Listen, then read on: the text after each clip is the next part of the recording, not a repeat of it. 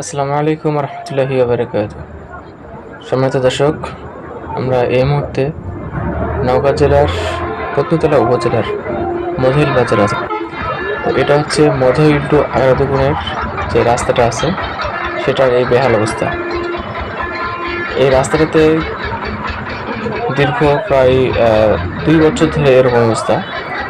2023 সাল থেকে এই 2025 সাল পর্যন্ত এই রাস্তাটা কোনো কাজ হয়নি, কোনো মেরামতের কোনো কাজ হয়নি।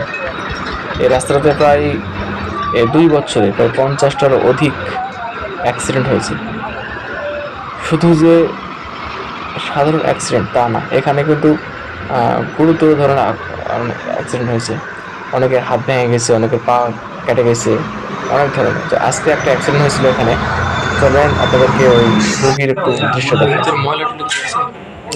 এটা হচ্ছে একটা মহিলা, এনার পায়ের মধ্যে যে আঘাতটা লেগেছে, মানে ক্ষতটা যেটা হয়েছে প্রচুর, এখান থেকে প্রায় অনেকটা রক্ত বেরিয়ে গেছে। এবং দেখেন কোন একটা মারাত্মক একটা জায়গাতে কাটে গেছে। এনার যে পায়ের যে রগটা, এই রগটা একটুর জন্য বেঁচে গেছে।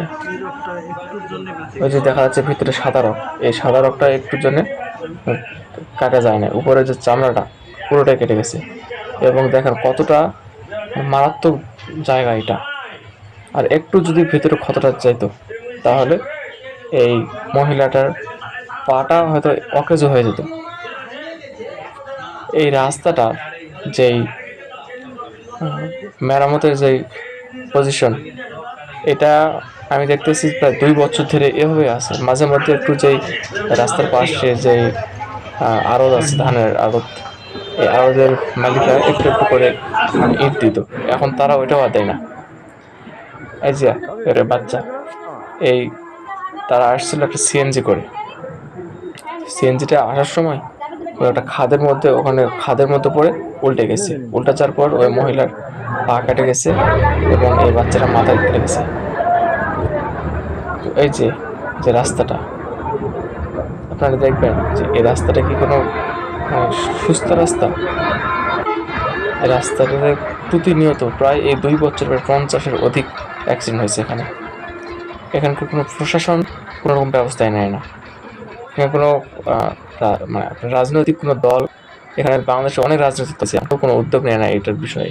সরকারও কোনো কাজ করে না এটার বিষয়ে।